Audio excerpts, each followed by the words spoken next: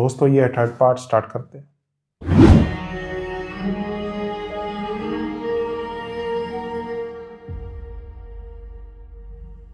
आज नॉर्मल होगा ये।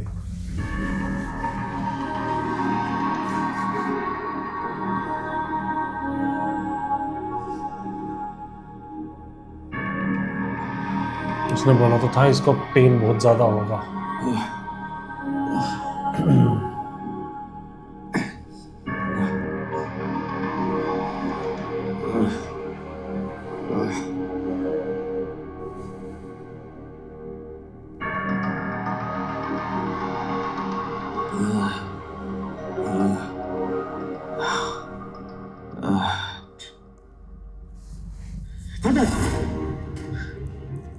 ड्राइवर अजालिम चलो।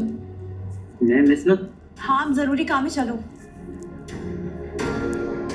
उसको पेन हो रहा और ये स्टेबलाइज कर रही है। जल्दी चलाओ, बस चलो।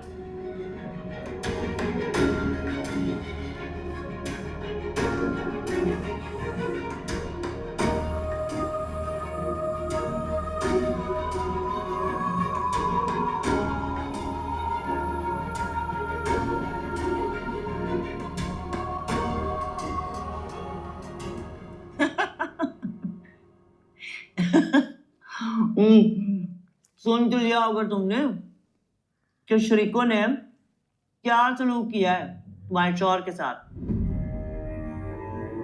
शरीक तो शरीक होता है ना शाहताज। अब उनके सलूक की मैं जिम्मेदार तो नहीं हूँ। चलो उनके सलूक की जिम्मेदार नहीं हो, लेकिन अपनी बेटी की तरबियत की तो जिम्मेदार हो ना। खुदा का वास्ता है शाहताज, मेरी फजर को इस मामले में घसीटने की जरूरत नहीं। क्यों ना घसीटू? सारी की सारी जो बिस्ती है ये उसी की तो कमाई हुई है। अच्छा कैसी बेटी पाली है तुमने? जिस बाप ने उसे इतनी आजादी दी, खुलूस दिया, मोहब्बत दी, उसी को डस दिया उसने। मकाफात कहते हैं इसे।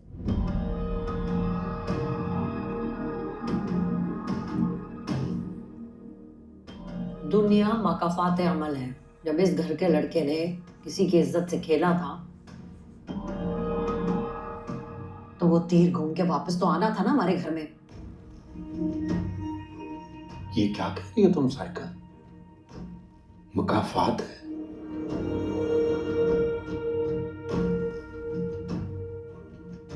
वजाहत इस घर का लड़का था,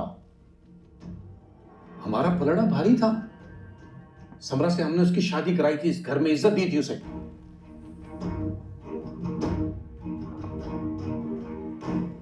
इस मार हार हमारी हुई है, लड़की हमारी थी, लड़का उनका था। लड़की शादी की रात भागी थी।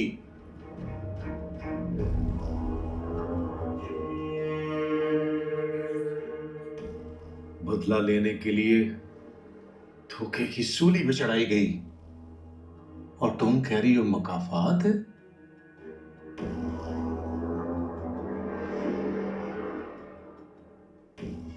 मेरी तो ये समझ में नहीं आ रहा कि इस खानदान के जवाल को कैसे सहूं। कोई जवाल सहने की जरूरत नहीं है। जल्द अज जल्द उसकी शादी कराओ, इस जिल्लत से छुटकारा पाओ।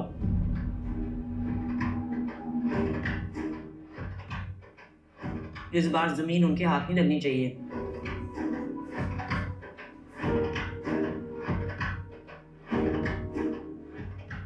जो इज्जत बेटी की वजह से खोई थी ना, वो जमीन हथिया के वापस लेंगे हम। कुछ तो ठंड पड़े, कुछ तो मदावा हो। टेंडर भर दिया मैंने, लेकिन इतनी आसानी से वो लोग जाने नहीं देंगे। पै दर पै जमीन उन्हीं के पास ट्रांसफर होती आई। तो भाईजान केस डाले ना कि तमीना की बस की बात नहीं है।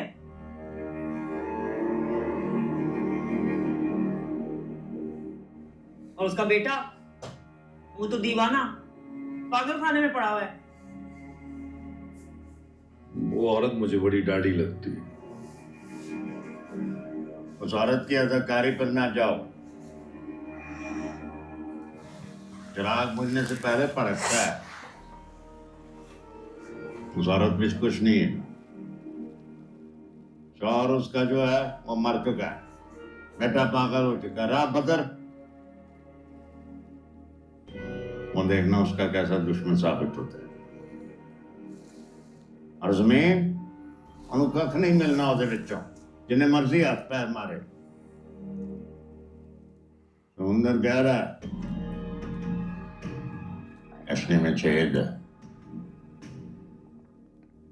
जमीन ने डूबना ही डूबना है। काका साहब, आपने उस औरत को नहीं देखा, वो कहीं से भी कमजोर नहीं लग रही थी। हाँ, कमजोर तो सिर्फ हमारे घर के औरतें और मर्द है ना। ये पहले अनु तक कड्डो करो। ये बहुत धक्का दो, तीलिया उसके लाती बाद है। जा गिरते हैं। हम तो इमोशनली भी कमजोर, मॉरली भी कमजोर।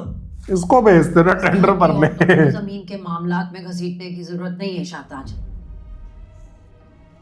हर किसी के पास तुम्हारे जैसा बड़ा दिल नहीं है जिसे लेके वो जीता रहे। काका साहब, वैसे आप वाकई ना शाहताज को ताज पहना दें। इस घर की बादशाही का ताज तो इसने कब से पहना हुआ है।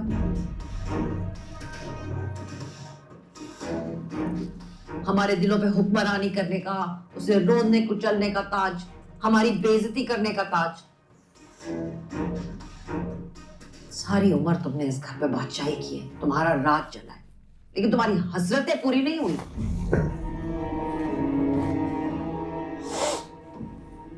और कौन सी एक्नॉलेजमेंट चाहिए तुमको काका साहब से? किस किस पे क्या क्या प्रूव करना है तुमने?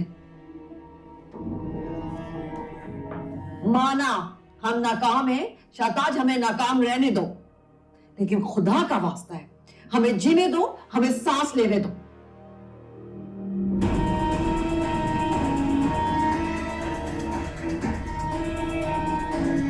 आज बोल ही दिया इन्होंने भी काका साहब के सामने। ये सबसे बढ़िया चीज है, वो कभी रिएक्ट नहीं करते काका साहब किसी भी चीज में। मेरे तो दोनों भाई बीवियों के गुलाम हैं। वैसे काका साहब, इस वक्त सबसे ज्यादा आपकी खामोशी मुझे जहर लगी है।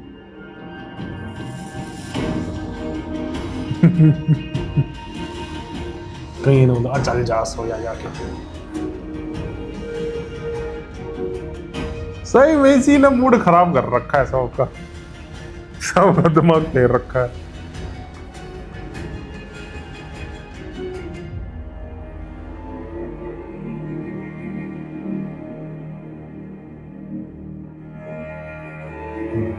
ये चलो खा रहे, मैं भी खा लेता हूँ।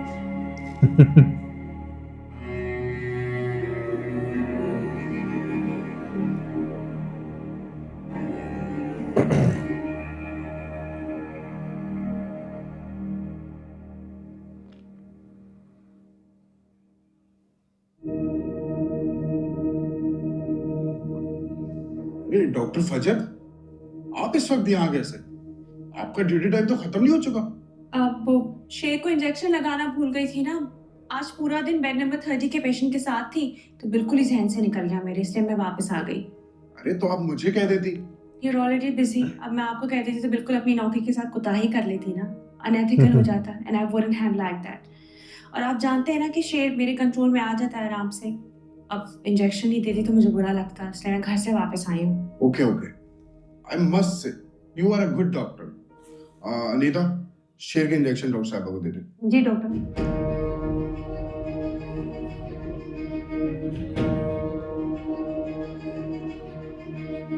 इसी के साथ थर्ड पार्ट एंड होता है, मिलते हैं फोर्थ पार्ट में। Bye bye.